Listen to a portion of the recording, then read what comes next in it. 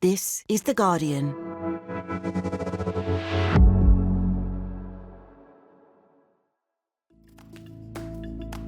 Today, we're in Liverpool to see if your party can get it together.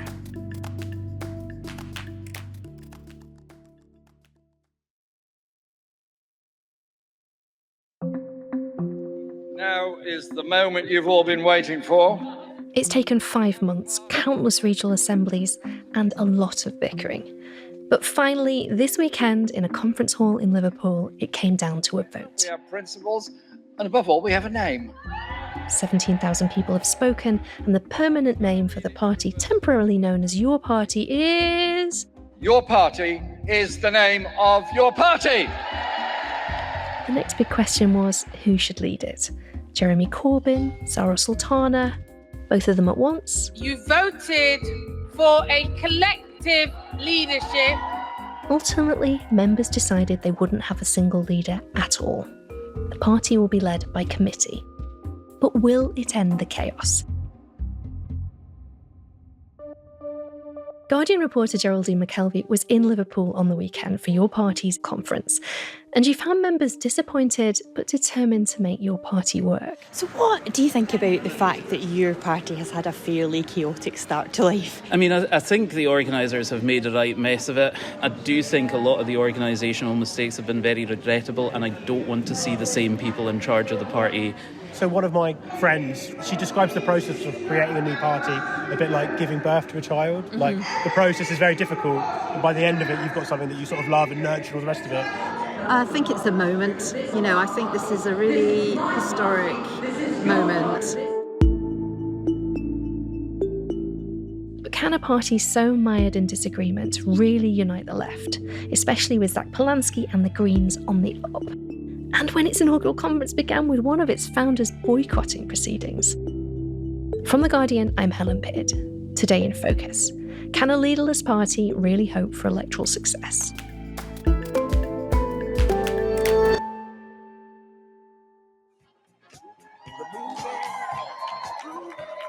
Morning everyone, and welcome to Liverpool, and welcome to the first Your Party conference. So Geraldine, you spent your weekend in Liverpool at the first ever Your Party conference, you lucky duck. They promised it would be momentous, a new dawn for the left in Britain. Was it? Well, actually, when I first got there on Saturday, my first thought was that it was quite subdued. It felt very different from the Labour Party conference, which had taken place in the same venue 2 months ago.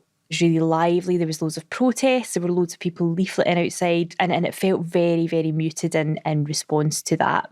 But when I actually got into the hall, it felt quite fraught and quite chaotic. You know, lots of people didn't know where things were supposed to be happening and that kind of thing. And I did sense some frustration among some delegates who perhaps felt that the purity of the socialist project was being given priority over actually talking about the issues that affect voters. Right. And at one point, they were talking about maybe 12,000, potentially 13,000 people turning up to this thing. What was the reality? How many people showed up and what sort of people were they? So I don't think there were anything close to 12,000 people there. The official line from Your Party was that there were around 2,500 delegates who were picked by a sort of lottery system called sortition. There were some other people outside, some people from the Communist Party and the social and other socialist parties who were handing out some leaflets, but it was nothing close to those numbers. It was quite a diverse group of people. There was a lot of people from cities, a lot of people from London, but a lot of people who lived in Liverpool where the conference was being held. Almost everybody I spoke to at some point in their political life had been a member of the Labour Party. There were some people who had joined the Labour Party to support Jeremy Corbyn and then left when he was no longer leader, so were sort of pure Corbynites. There were other people who had been sort of old school left-wing Labour activists and members and organisers for years, like people who would be probably on the left of the traditional Labour Party. We offer something democratic and something inclusive that challenges what I call the triopoly of political thinking in Westminster, where you've got Labour, Conservative and Lib Dems fundamentally on the same page on economic thinking. They believe in austerity, they do not believe in redistribution. I think the key things that people were angry about were what they saw as an inadequate response to the situation in Gaza and Labour's pivot to the right on immigration and asylum. Yeah, and I noticed on one of the days on the weekend, there was a former Labour MP, Claudia Webb, who was chairing the whole thing. And for those with short memories, Claudia Webb was expelled from the Labour Party after she was convicted for harassing the new partner of her ex, and yet there she was, centre stage. So you have one further task, conference, and that is for you to now vote on the 2 papers that we discussed yesterday. And there were 2 people who you would really expect to be there on day one of this momentous conference, Jeremy Corbyn and Zarah Sultana, and only one of them took part on the first day. What was all that about? So for several days before the conference started, I'd been trying to get an interview with Zarah Sultana, and her advisors had always indicated that she was willing to do it, but the logistics kind of were shrouded in mystery until the last moment. And I expected to be meeting Zarah Sultana somewhere within the conference venue. So I was a bit surprised when her advisor said, would you actually be able to meet her at a coffee shop, which was about a mile from the venue? So first of all, there's a lot of disaffected Labour voters out there. Why should they pick your party as opposed to, for example, the King's? The Labour Party got elected on a manifesto. And this was all kind of going on while Jeremy Corbyn was making his opening address to conference. Good morning, everybody. I introduce myself, Jeremy Corbyn, political activist from Islington North. I thought that was quite strange, and I asked her how she was getting on with Jeremy Corbyn, and she insisted that she was getting on well with Corbyn and they wanted the conference to be a sort of positive, joyful experience for the delegates. But she did say that relations were still very fraught with some of his advisors, who she accused of briefing against her, particularly to the right-wing press. I have experienced the toxic culture myself. I have been briefed against to the Murdoch press. I have received legal threats. There has been bullying, there's been intimidation, there's been smears, there's been acts of deliberate sabotage. And then several years later, about 3 years later, it transpired that Zarah Sultana wouldn't be attending the first day of the conference, or at least wouldn't be on the conference, entering the conference hall. And the reason she gave for that was that some would-be delegates had turned up and were told that they couldn't get into the conference. And the reason for that was that they had membership of other left-wing political organisations, particularly the Socialist Workers' Party. And Zarah Sultana's position was that the conference should be for all socialists and that shouldn't exclude people from attending. Right, okay. So she boycotted the first day of the conference, celebrating the party that she co-founded. Yes, so that kind of probably sums up how factional and divided your party is at the moment.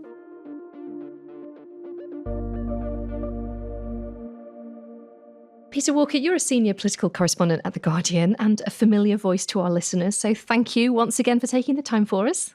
It is a pleasure, always a pleasure. And you published a really great long read looking at the chaos that has been swirling around this party ever since it was born and in the run-up to the conference on the weekend. And that chaos continued in Liverpool, where you had Zarah Sultana boycotting her own conference. What has it been like reporting on this party? I mean, it's interesting in the sense that I've been talking to people off the record. I've been trying to get them to be as honest as they can. And I've been speaking to as wide a variety of people as possible. And a lot of people are quite bruised by it. Some of the interviews, I felt I should invoice them for a therapy session. There is this worry that your party is becoming this kind of cliche of a laughingstock of a left-wing party that, completely falls out. And one person did say, that at one point they had 6 MPs and 4 factions between the 6. Yeah, it is certainly suboptimal. And we did an episode about the first few rocky months of your party, which we will link to in the episode description. But to recap for those at the back, discussions over starting a new left party began in earnest probably after the 2024 general election, when Corbyn won his seat as an independent. He'd been booted out, of course, by Keir Starmer. And there were 4 other independents who won Labour seats in the urban north and Midlands on what you could loosely describe as pro-Gaza tickets. And then Zarah Sultana gets on board after she loses the Labour whip after a series of rebellions, and then things get messy very quickly. And it all sort of comes to a head one Thursday in July, when Sultana appears to jump the gun and goes public, she says, "Hey guys, I'm forming this new party with Jeremy Corbyn." And from Corbyn came nothing. There was just a complete silence. And when he did eventually say something, it was, shall we say, equivocal. He said discussions are ongoing. And that Thursday when she went public, I've seen it referred to as terrible Thursday for your party. And things haven't really got much better from there, have they? But tell us, what was this party originally supposed to stand for? What united its founders? I mean, in some ways, they've got a lot of common ground in that they're people broadly from the left who felt that there was an electoral opportunity, but also an ideological opportunity to take advantage of the fact that the Starmer government was being seen as tacking towards the right. Scale. I knew that this Labour government wasn't going to bring about socialism, but I did not think it would be this bad this quickly in terms of... I mean, it's slightly complicated by the fact that the Gaza independents, I mean, to loosely call them that, I mean, they don't like being called that because that's just one strand of what they do, represent electoral coalitions that are slightly more socially conservative, tend to be Muslim, and were not progressive in the cultural sense of things. Corbyn can probably work with that, but Zarah Sultana has got quite a punchy approach to social media, and has very strong reviews on things like trans rights and so on. And if people don't have pro-trans, pro-migrant, anti-racist values, then, like I said, there are plenty of other political spaces that you can enter, but not this one, because we have to have our values. We need to know people. Sultana's allies say she's just standing up for what she believes, but other people have accused her of having this kind of slightly student politics approach to it, where she will not cooperate, will not compromise.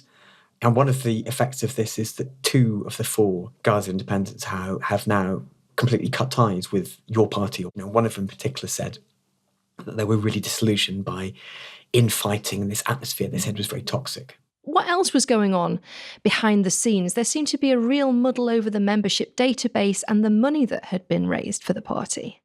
Well, this is the other thing. This is the bit that connects the 2 strands there, that in mid-September, there was another fait accompli by the Sultana team, where she basically launched a membership portal, which was this kind of website saying, if you want to join your party, then give your details here, sign up, pay X pounds.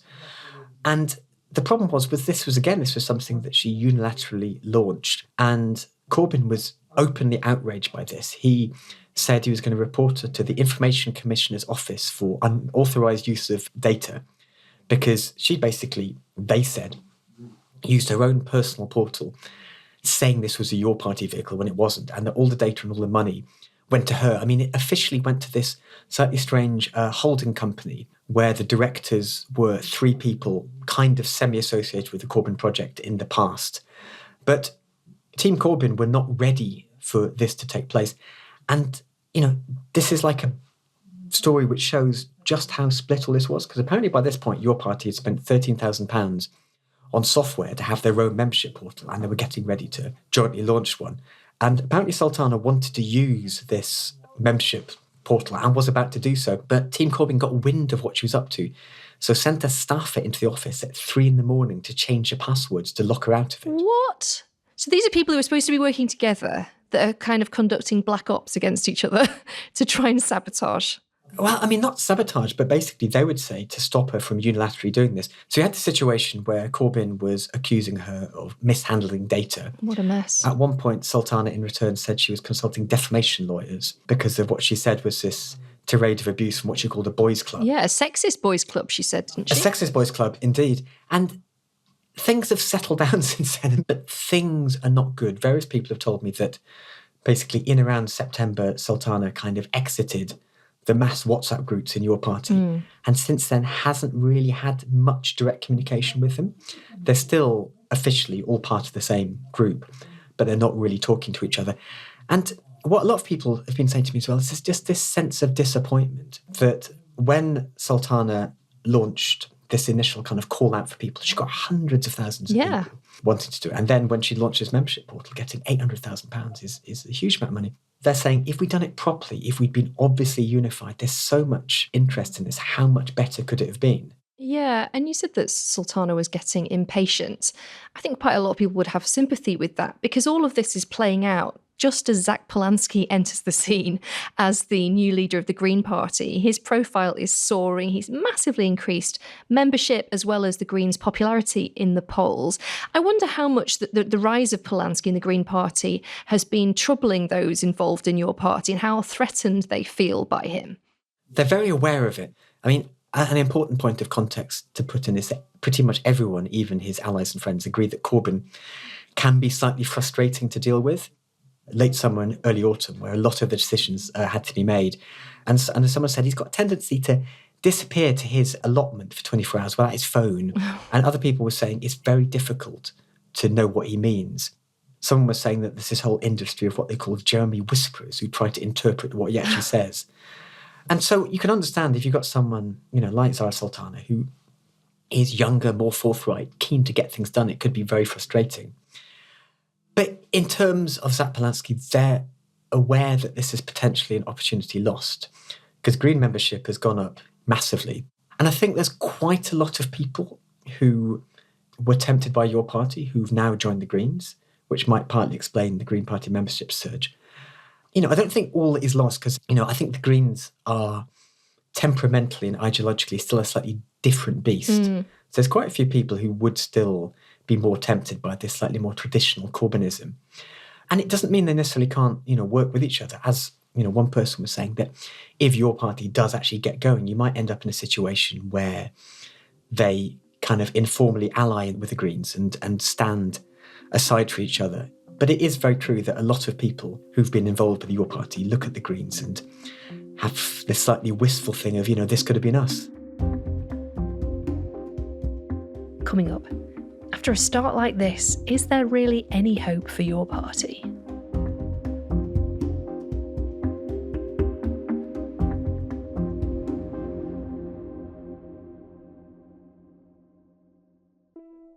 Hi Today in Focus listeners, Lucy Hoff here. I'm excited to let you know that I'm hosting a new evening edition of the podcast called The Latest. I'll be bringing you up to speed on the news story that everybody's talking about in just 10 minutes every weekday. And in very exciting news, you can also watch The Latest from Today in Focus on YouTube. There was a lot of build-up to this conference about what shape the party would take, how it would be organised, what it would be called, and, of course, who would lead it. What did they actually decide?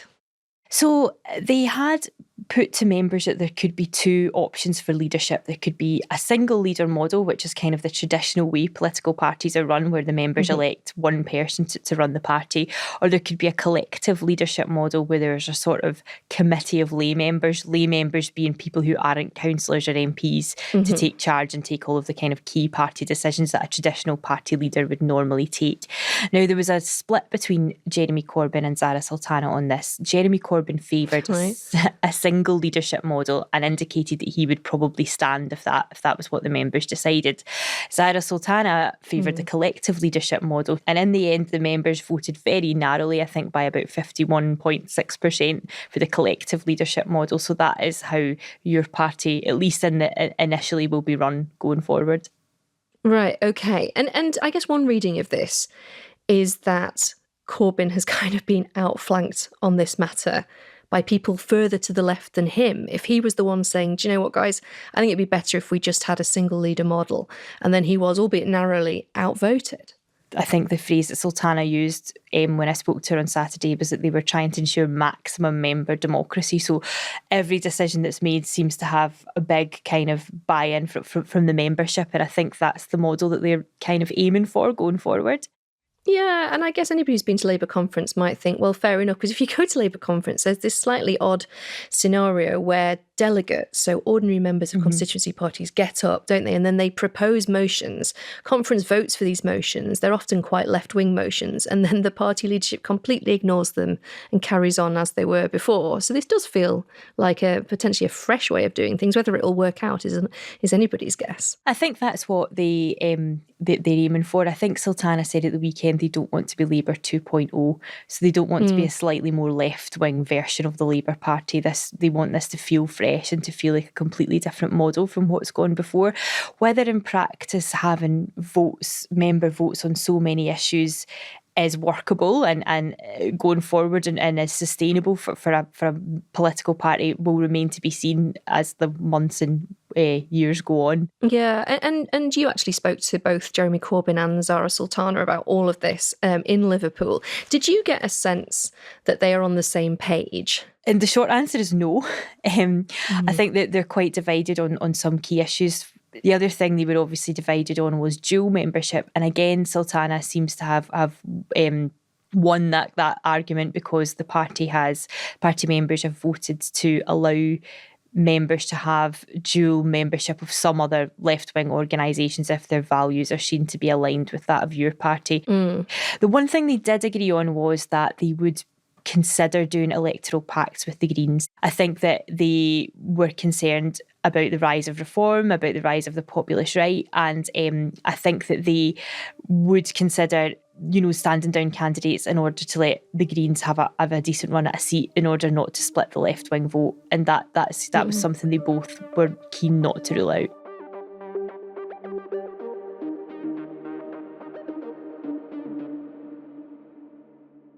And I guess we might have expected this founding conference for a new socialist party to have really laser focused on presenting a really clear left alternative to a Labour government that are incredibly unpopular. Did they? The impression I got from delegates was that, from some delegates, not all, was that they felt that some of the really pressing social issues that are facing Britain today, I'm thinking of things like the cost of living crisis, the housing crisis, Labour's immigration policies, the unpopularity of the policies on things like the new asylum system they're proposing, were not given as much prominence as sort of really procedural stuff like what the party should be called, what its leadership model should be, should it identify explicitly as socialist, should it identify explicitly as working class. There was lots of time on the floor given up to those kind of questions. And while some of the social issues were touched upon, there were some delegates who were like, I really want to talk about rogue landlords, I really want to talk about housing, I really want to talk about the cost of living crisis. And one delegate actually told me he really wanted to talk about how your party would support small business and where small businesses would fit into the your party model, because he was a small business owner. Well, the first step is obviously start listening to small businesses. I know we're at the lowest end of when it comes to listening to small business owners like ourselves. Renting a shop where I live in Tooting is about £60,000-70,000 a year. It's very, very difficult for a small business owner to afford that kind of rent. So I think that, and I don't think those kind of issues were given as much time as these sort of big questions about the purity of the socialist project that they were trying to build.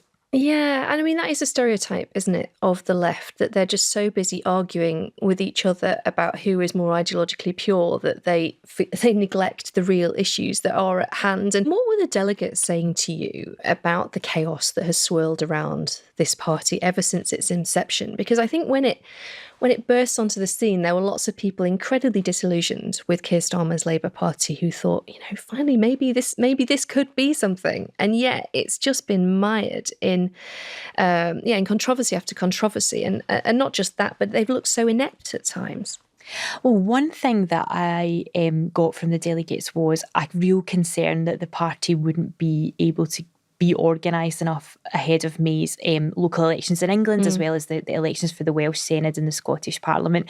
And one Scottish delegate said to me that he felt it would be a real failure if your party wasn't able to put up candidates for those quite important elections next May. And there's sort of no point in presenting yourself as an alternative to Labour if you're not going to be on the ballot paper and people can't vote for you. Right, but they also voted, didn't they, to effectively stand aside in some contests in England next year where there's a left-wing community independent candidate and somebody who essentially has a better chance of winning. And so now your party has a name. It's still your party. They've got a constitution, they've got a leadership model, and they've got this clear promise, at least, that power is going to flow outwards to members and into communities. Did you come away with hope that this is a viable party, that they could actually challenge the status quo at the ballot box? It should be a viable party, given the current political situation. When it was first suggested, when the idea for your party was first mooted in July, hundreds of thousands of people signed up to a mailing list and suggested that they might be interested in joining and getting behind your party. But since it has been founded, it's just been mired in chaos over its leadership structure, over its funding, over donations, over how members' data is processed. And the impression I got from the weekend is that it's going to be, if it's very divided, very factional, and it will need to get over these issues if it wants to be a serious electoral force. And I think it also needs to get to grips with what its policies actually are. In order to be a sort of serious electoral force, I think it needs to really work out what it stands for and what its policies might be heading into an election.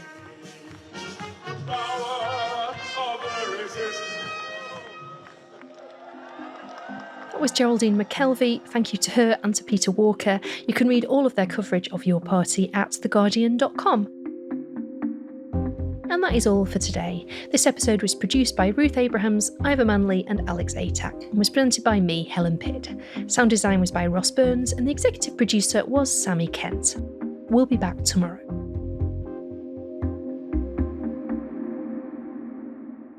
This is The Guardian.